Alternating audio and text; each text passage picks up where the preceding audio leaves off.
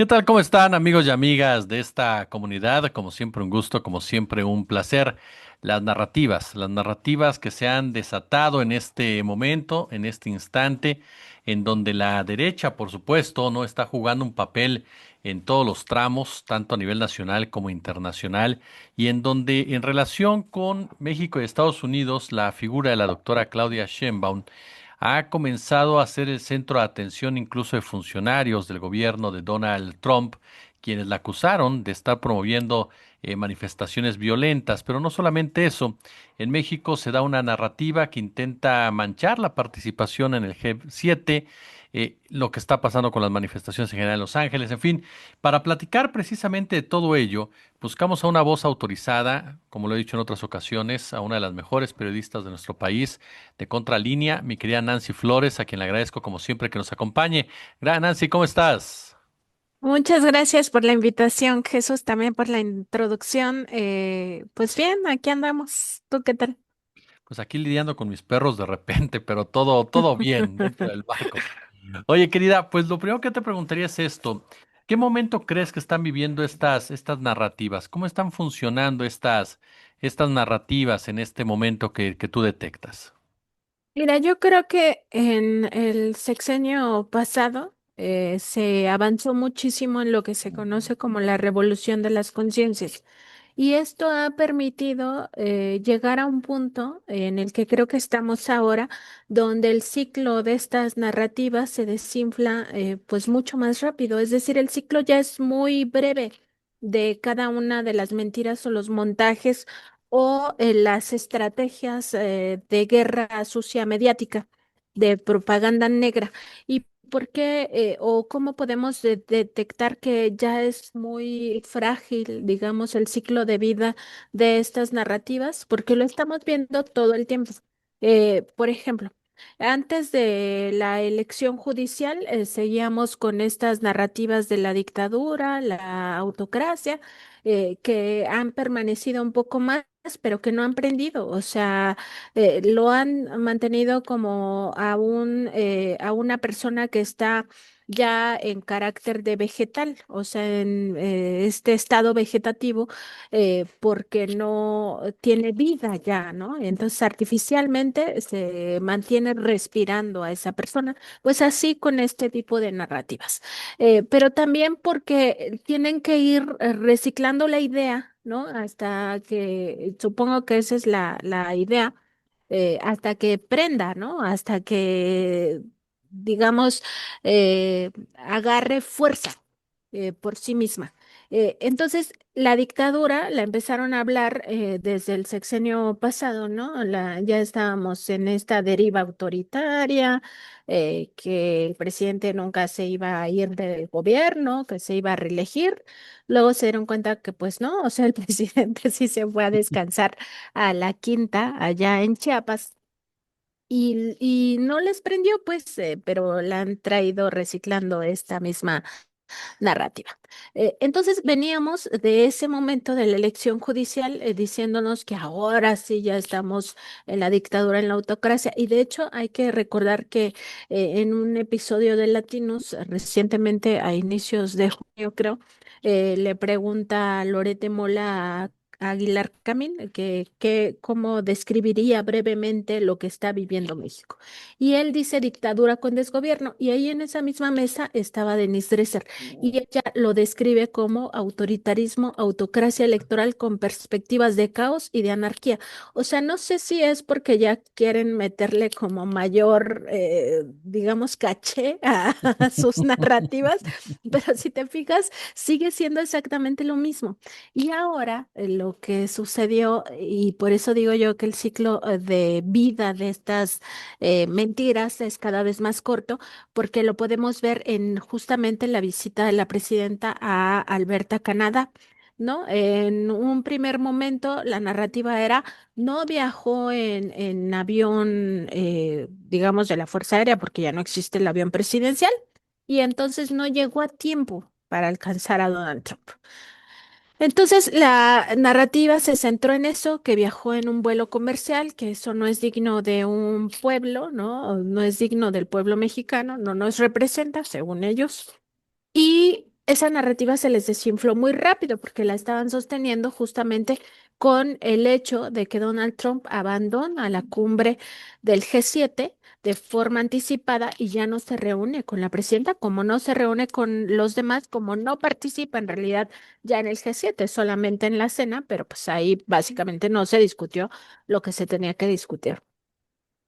Y entonces centran sus baterías en ahora, digamos, una nueva narrativa que era el presidente Trump dejó plantada a la presidenta Sheinbaum, ¿no? Como si en realidad la presidenta hubiera viajado para ver a Donald Trump, ¿no? La presidenta viajó para ir a una reunión que fue invitada además por el anfitrión, que era precisamente Mark Carney, el primer ministro canadiense, y además iba a dialogar, ¿no? Primero con este grupo de países, digamos, poderosos, aunque no son los más poderosos en este momento del planeta. Yo diría que en ese lugar está China. Pero bueno, era importante asistir a dialogar con estos países que forman parte, con excepción de Japón, de la OTAN y que están muy involucrados también en la guerra. Y plantear ahí digamos, un llamado a la paz era muy importante. Siendo una mujer de izquierda, la única mujer de izquierda verdaderamente legitimada por su pueblo en una presidencia de la República, pues era muy importante esta versión.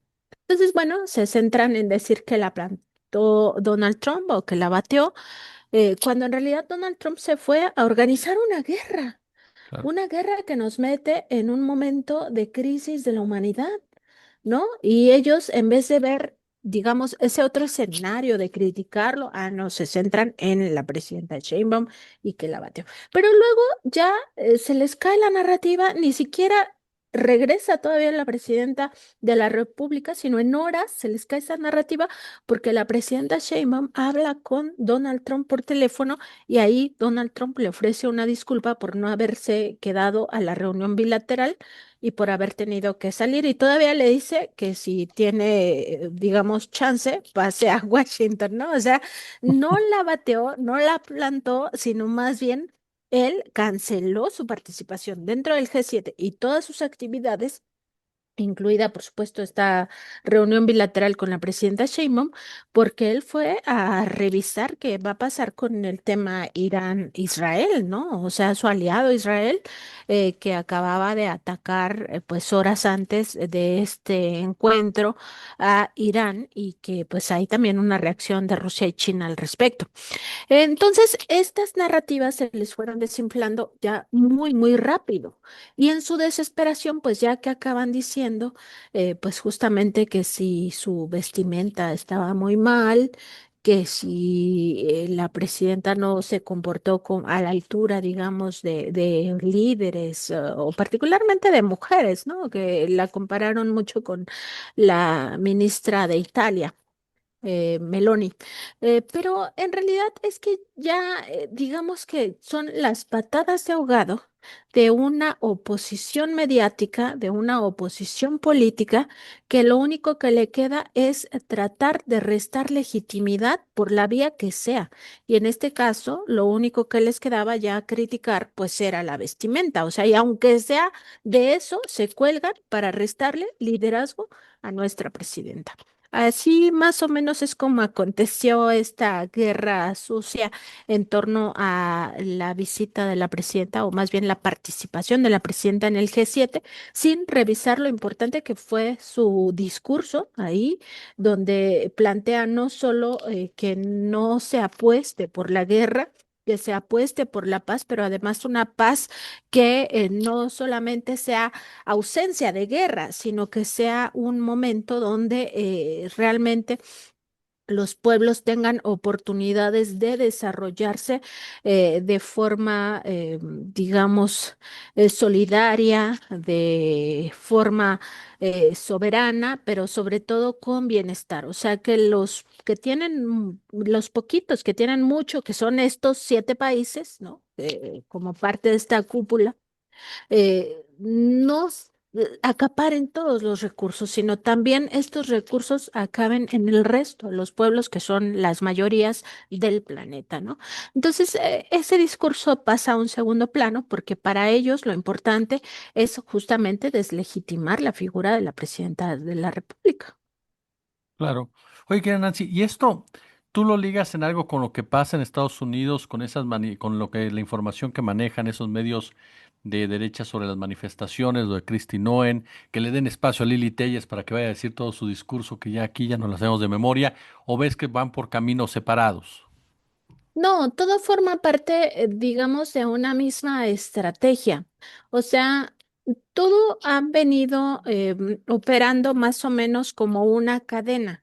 Lo que pasa es que a veces las temáticas parecieran ser totalmente distintas, pero no, todo forma parte de una misma estrategia, de una oposición que está desesperada, que no encuentra realmente no digamos una narrativa, sino digamos, un trasfondo para enraizar la posición que tienen frente al mundo y frente al planeta, que es justamente defender un modelo económico que ya está caduco, que es el modelo económico neoliberal.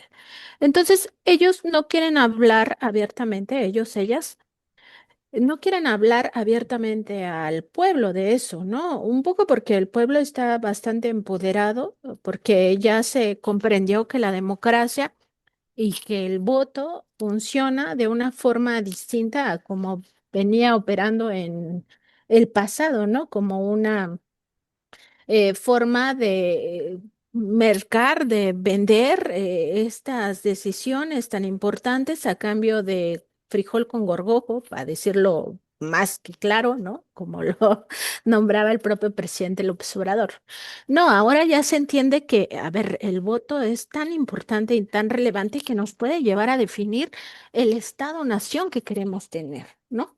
Y en ese contexto también se tiene ya mucha claridad que a través de este voto, de esta vía pacífica de decidir la forma de nuestro gobierno, podemos cambiar instituciones que nos están haciendo mucho daño. Por ejemplo, ¿no? Ahora que se vota por el Poder Judicial, ya sabemos que los tres poderes pueden ser elegibles por voto popular.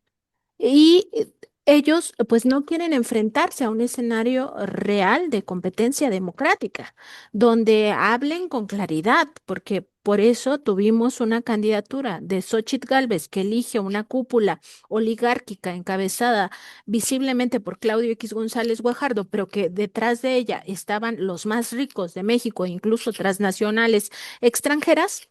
eh, Diciendo que no se preocuparan por los programas sociales, ¿no? Y después cuando pierden, y además pierden, digamos, por una diferencia de 20 millones de votos, que ni siquiera se acerca a ese número, la cantidad de votos que ellos obtuvieron, que son 16 millones de votos. Esa es la diferencia entre los 36 millones de la presidenta Claudia Sheinbaum y los 16 millones que obtuvo Xóchitl Gálvez. Pues se dan cuenta de su error, ¿no? De su mentira, de su farsa, de su falsedad, y entonces sale a decir en ese entonces el líder del PAN, Marco Cortés, que ellos en realidad cometieron un error porque nunca querían los programas sociales. Entonces, siempre se basan en la mentira y cada una de las acciones que tienen, aunque las veamos aisladas, forman parte de ese mismo grupo, de esa misma cúpula que ha perdido poder tanto político como económico. Y sobre todo es la cúpula oligárquica que ha perdido esta facilidad de ningunear al gobierno y de imponer sus intereses como si ellos fueran el Estado-nación. Y ellos no son el Estado-nación, ellos son una parte y una parte de la que realmente ya nos dimos cuenta que si son la parte más corrupta, la parte que más saquea, pues no los necesitamos. O sea, hay otras empresas, porque claro, aquí no se está hablando de desaparecer la iniciativa privada, ni mucho menos. Ojalá algún día se pueda hablar de esa manera y pensar el mundo de esa forma, pero ahorita no es ese momento. Pero hay otra iniciativa privada que sí quiere pagar impuestos, que sí quiere competir, que no está dispuesta a pagar sobornos para obtener contratos y que además no se basa necesariamente en el saqueo. Y digo necesariamente porque al final casi todas las riquezas o la acumulación de riqueza en familias o en organizaciones o en transnacionales se basa en el saqueo al final del día. Entonces, pero pues hay, digamos, unas empresas con mucho mayor responsabilidad que otras y no cayendo en el discurso barato ese de la responsabilidad social que tienen las empresas, porque eso es una falsedad también, ¿no? Entonces sí, o sea, en realidad todo forma parte de una misma estrategia. Lo que pasa es que la oposición también está un poco dispersa y también es como mucho de chiripazos, ¿no? A ver quién saca qué cosa. Y eso es producto de justamente el fracaso que acaban de vivir en 2024, yo creo. Pero todo forma parte, digamos, de los mismos intereses que quisieran regresar al modelo económico neoliberal que en México se tradució en mucha corrupción y en mucho saqueo. Oye, no puedo dejar de preguntarte, tú sabes perfectamente el respeto que te tengo en materia periodística, sobre los temas Puebla y Campeche. ¿Cuál es tu opinión respecto a lo que se está discutiendo en Puebla y Campeche ahora que hablamos precisamente de este tema de periodismo, narrativas y demás?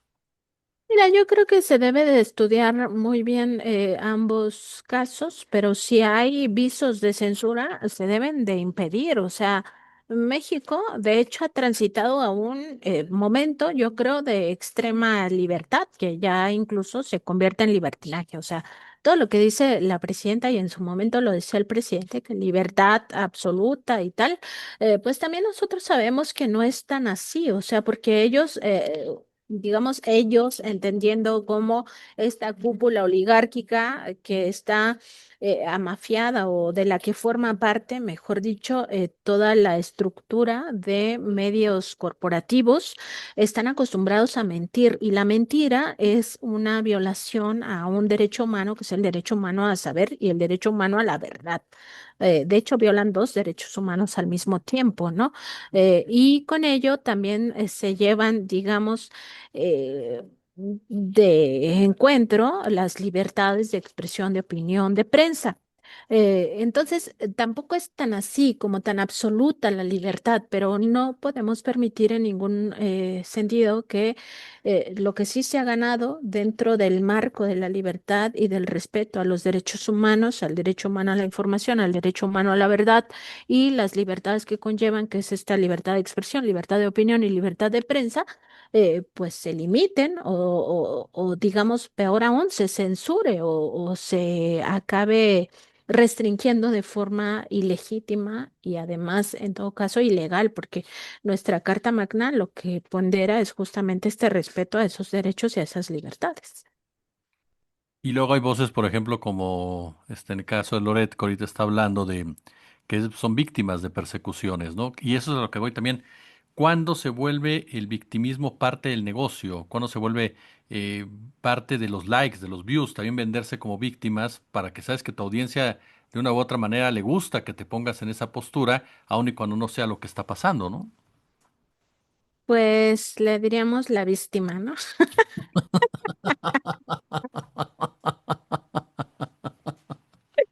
Mira, yo lo que creo es que también, o sea, como parte de esta revolución de las conciencias, pues ya la gente podrá ponderar si realmente hay una persecución y si realmente existe esta tal autocracia, la dictadura. Veíamos a una presidenta, Claudia Sheinbaum, en el G7, donde todo el mundo quería acercarse a saludarla, ¿no? O sea, el respeto que le mostraron y también la admiración en algunos casos, nos demuestra que ese cuento de la autocracia y de la dictadura quizá ellos se la crean. Yo también lo pongo en duda, porque ellos bien que saben que eso es una falsedad, ¿no? O sea, ni modo que sean tan tontos, para no decir otra palabra, de tragarse su propio cuento de la dictadura, ¿no? Entonces, pues él puede vivir en un mundillo donde piense que esto es una autocracia y que él está siendo perseguido y que lo persiguen además porque hace un periodismo de excelencia, de investigación, etcétera. Pero pues, ¿quién va a creer eso? O sea, si nosotros vemos también ya imágenes como estas que salen en el detector de mentiras cada miércoles y particularmente que se difunden mucho también en redes sociales ahora con el caso de las protestas en Los Ángeles, si vemos cómo la gente lo encuentra en escenarios distintos a lo que al final se proyecta, pues lo que nos quiere decir eso es que sigue permaneciendo la escuela de los montajes, ¿no? O sea, que eso forma parte ya de su cotidianidad, que ni siquiera, eh, yo creo, se reflexiona ni se ni se interioriza, ni de ninguna manera se tiene conciencia de que eso viola la ética periodística. O sea, todos los códigos de ética periodística, con excepción del de Mexicanos contra la Corrupción e Impunidad, que ya sabemos que era un código de antiética, señalan que pues uno no puede ir creando la noticia, o sea, no puedes ir generando escenarios inexistentes para que tú tergiverses la realidad. Eso es totalmente antiperiodístico. Entonces, si estamos teniendo esta evidencia constante de los montajes, de las falsedades, de la posverdad que se genera desde esos estudios de latinos, si tenemos incluso pues ya un poco más de información de quién los financia, ¿no? Que es la familia de un político tabasqueño que tiene pues serias diferencias o incluso que él mismo se reconoce como abierto opositor de López Obrador, que es la familia de Roberto Madrazo. Pues entonces podemos saber qué tipo de intereses se mueven en ese mundillo, ¿no? En ese negocio, porque además lo conciben como un negocio.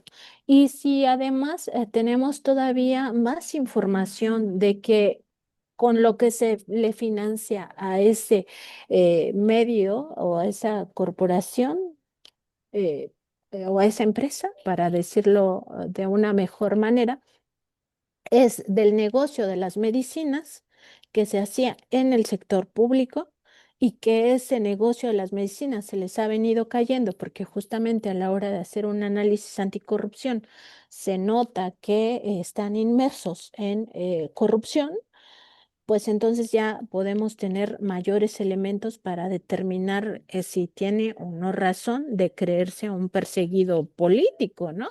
Y ya si todavía tomamos más en cuenta algunos otros elementos como el tipo, por ejemplo, ¿no? Y solamente digamos, un rasgo muy particular, el tipo de preguntas que plantean e incluso en conferencias de prensa, apenas estábamos revisando la conferencia que dio Christopher Landó ayer.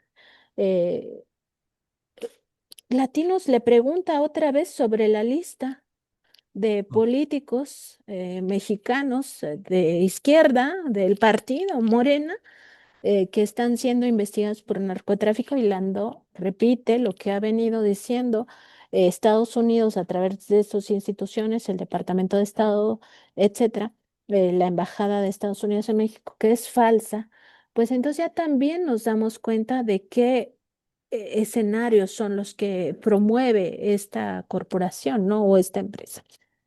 Yo nada más quisiera hacer una última reflexión de Claro. qué es lo que está pasando con particularmente el caso de Latinos, en un momento tan particular como el que estamos viviendo ahora. Decíamos que Donald Trump se fue de la cumbre del G7 para organizar una guerra que nos puede llevar a la extinción de la humanidad si es que se desarrolla, ¿no? Y si es que se implica en todo esto el armamento nuclear. Entonces es un momento muy crítico, pero eso nos describe exactamente quién es todavía Estados Unidos, ¿no? ¿Qué representa Donald Trump y qué representa ese hegemón todavía en estos momentos, aunque está viviendo su propia crisis? Y si tú tienes en este otro lado a una corporación como Latinos, impulsando todo el tiempo que ese gobierno de ese país, encabezado por esa persona, intervenga en México, ahí tenemos la respuesta. La respuesta es muy clara, son traidores a la patria. No, pero además violan la ética periodística. ¿Qué nos dice la ética periodística?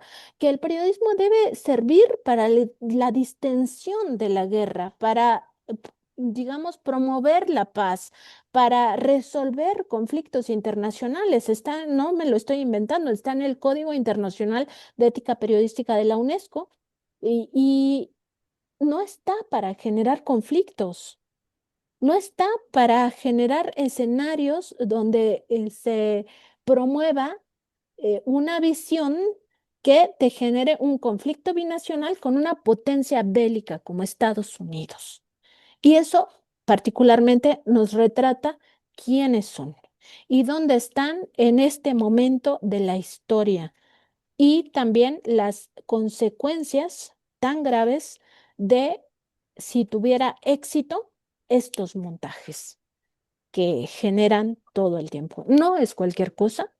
Estamos hablando de que México es un país que promueve la paz, un país que no se ha armado con estas bombas nucleares, un país que no le apuesta a tener un ejército para ir a atacar a otros países frente a un país que es exactamente lo contrario, que es Estados Unidos y que se basa su grandeza, si es que todavía la tiene, en generar guerras.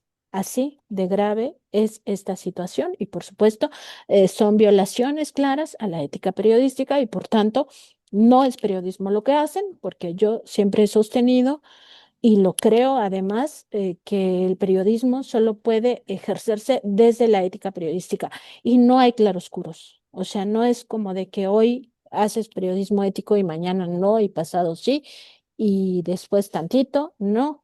O eres ético o no lo eres y entonces o haces periodismo o no haces periodismo.